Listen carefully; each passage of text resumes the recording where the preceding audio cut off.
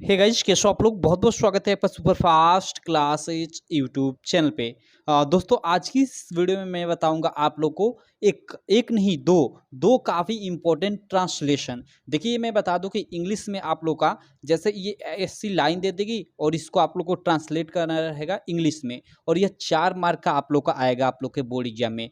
तो आप इस मतलब इस ये जो 4 मार्क है इसको ध्यान में देते हुए इस टॉपिक की आप लोग तैयारी कर सकते हो। बाकी देखो, ज़्यादातर आप लोग का जो ये मतलब लाइन्स होती है ना, जो पीछे के पेपर में आ चुका होता है उसी को दोहराता है। जैसे देखो, ये मतलब ये एक ये मतलब जैसे ये पैसेज है हिंदी का, ठीक है, तो यह 2020 में आया था और इसी को अभी 2022 का भी आपका जो रिसेंटली पेपर हुआ है उसमें देखिए दोहराया गया है। तो मैं जितने भी पीछे के आप लोग के ये हिंदी वाले पैसेजेस, मतलब हिंदी से जिसको इंग्लिश में आपको ट्रांसलेट करना होता है, उनको एक एक कर धीरे धीरे मैं सॉल्व करा दूंगा और आप लोग के एग्जाम में देखना मतलब सेम टू सेम वही आप लोग के एग्जाम में फंस जाएगा डिट्टो। और बाकी इससे आपको आइडिया भी लग जाएगा। नहीं भी फंसता है तो कोई दिक्कत नहीं, आप लोग धीरे धीरे मतलब सबको मैं सॉल्व कराऊंगा तो आप लोग को पूरा आइडिया लग जाएगा कि कैसे मतलब इसका हिंदी टू इंग्लिश ट्रांसलेट करते हैं। ठीक है। बाकी चलो, चैनल को अभी तक आप सब्सक्राइब नहीं किए हो तो चैनल को सब्सक्राइब कर लेना और बेल आइकन को भी दबा लेना, जिससे इस प्रकार की वीडियो की नोटिफिकेशन आपको मिलती रहे। इसमें मैंने दो लिया है, एक ऊपर है और एक नीचे है। चलिए दोनों को हम लोग ट्रांसलेट करते हैं, ये दोनों काफ़ी इंपॉर्टेंट है। देखिए, पहला क्या है कि प्रयागराज एक प्राचीन ऐतिहासिक नगर है। यहाँ पे देख रहे हैं पहली लाइन क्या है कि प्रयागराज एक प्राचीन ऐतिहासिक नगर है। अब इसका कैसे आप लोग ट्रांसलेट करोगे, तो इसका आप लोग ट्रांसलेट करोगे प्रयागराज इज एन एंशियंट। देखिए यहाँ पे एंशियंट शब्द यूज हुआ है। यहाँ पे प्राचीन पुरानी चीज़ों के लिए तो ओल्ड आप मत यूज करिएगा। ओल्ड ऐसे ये मतलब ये आदमी के लिए मतलब ये शब्द होता है। एंशियंट होता है पुरानी चीज़ है या पुरानी वस्तु या जो भी चीज़ें हो गई उनके लिए एंशियंट शब्द यूज होता है। इसका भी मतलब होता है पुराना। ठीक। और इसके पहले एन लगा है। एन क्यों लगा? क्योंकि ये मतलब ये आर्टिकल का प्रयोग है यहाँ पे। ठीक है, तो इसलिए एन लगा है, न कि ए लगा है एक के लिए। ठीक। तो Prayagraj is an ancient city. अब देखिए यहाँ पे थोड़ा देखिए यहाँ पे गड़बड़ है। यहाँ पे ऐतिहासिक सिटी है, यहाँ टाइपिंग मिस्टेक है, आप यहाँ पे कर लीजिएगा हिस्टोरिकल, HISTORICAL। ठीक है। Prayagraj is an ancient historical city. Okay. इसका एक गौरवशाली इतिहास है। अगली लाइन क्या है कि इसका एक गौरवशाली इतिहास है। तो इसका कैसे बनाओगे कि it has its glorious history. अब देखो मतलब किसी चीज़ का अपने पास होना, जैसे आई हैव अ कार, तो देखो मतलब किसी चीज़ का अपने मतलब खुद पास, आपके पास कुछ चीज़ें हैं तो उसको आप जब सेंटेंस में कन्वर्ट करोगे तो वहाँ हैज या हैव का प्रयोग किया जाता है। तो यहाँ देखो हैज का प्रयोग किया हुआ है। ठीक है। It has its glorious history, मतलब इसके पास, मतलब किसके, प्रयागराज के पास उसका अपना खुद का एक गौरवशाली इतिहास है। ठीक है। तो ही यहाँ पे लिखा गया है कि it has its glorious history, इसका एक गौरवशाली इतिहास है। तो इसका बनाओगे कि it has its glorious history. Simple. चलो आगे हम लोग देख लेते हैं, थोड़ा मैं जूम कर लेता हूं ताकि आपको और अच्छा रहे। यहाँ पे देखो अगली लाइन है कि यहाँ गंगा और यमुना का संगम है।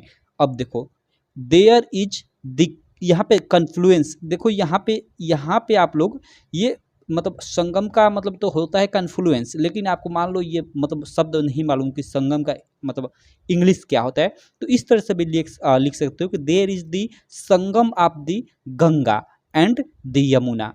क्लियर। मतलब यहाँ यहाँ ऐसे भी मतलब आप लोग को ये अप्लाइएबल होता है कि आप लोग मतलब ऐसे ट्रांसलेट कर रहे हो तो मान लो किसी का आपको इंग्लिश नहीं मालूम तो उसका सेम टू सेम, जैसे यहाँ पे संगम लिखा है तो यहाँ पे आप संगम लिख सकते हो। इसमें मतलब आपका मार्क नहीं कटने वाला है।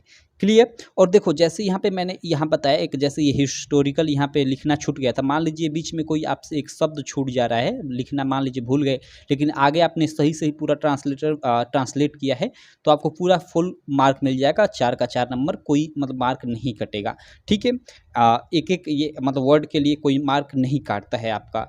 आगे चलते हैं, हम लोग आगे देख लेते हैं। ये आपका आई होप आप लोग को क्लियर हो गया होगा कि there is the confluence of the Ganga and the Yamuna. यहाँ पे आप संगम भी लिख सकते हो कि there is the Sangam of the Ganga and the Yamuna, मतलब यहाँ गंगा और यमुना का संगम है।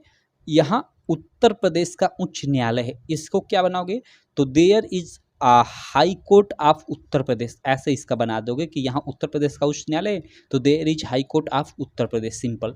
तो इस तरह से आप लोग पूरा का पूरा ये फर्स्ट जो मतलब आप लोग का पैसेज है हिंदी का, इसका इंग्लिश में ऐसे ट्रांसलेट कर सकते हो। ठीक है। चलो सेकंड हम लोग करते हैं। सेकंड क्या है, आप यहाँ पे देख सकते हो कि लाल बहादुर शास्त्री भारत के महान पुरुषों में से एक हैं। ठीक है, तो इसका आप लोग क्या ट्रांसलेट बनाओगे कि Lal Bahadur Shastri was one of the great man. यहाँ पे देखिए मन मैन नहीं, यहाँ पे मेन MEN यहाँ पे लिखा गया है। ये क्या है मेन, देखिए जो MAN मैन शब्द होता है उसी का क्या है ये MEN मेन प्लूरल होता है। ठीक है, ये सिंगुलर होता है, ये प्लूरल होता है। यहाँ पे कह रहा है कि लाल बहादुर शास्त्री भारत के महान पुरुषों में से, मतलब बहुत सारे पुरुषों महान पुरुषों में से एक है। तो बहुत सारे मेन यहाँ पे शब्द यूज किया है, मतलब ये प्लूरल शब्द यहाँ बोला है ना पुरुषों में से। तो Lal Bahadur Shastri was one of the great men of the India.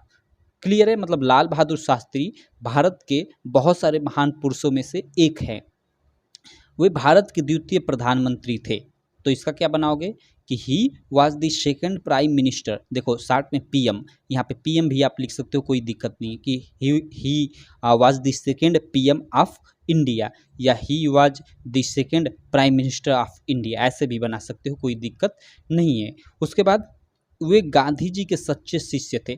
यहाँ पे देखो शिष्य का आप लोग को, मतलब यहाँ पे एक ये शब्द यूज हुआ है, इसको मान लो आपको नहीं मालूम तो शिष्य मतलब क्या, एक तरह से स्टूडेंट।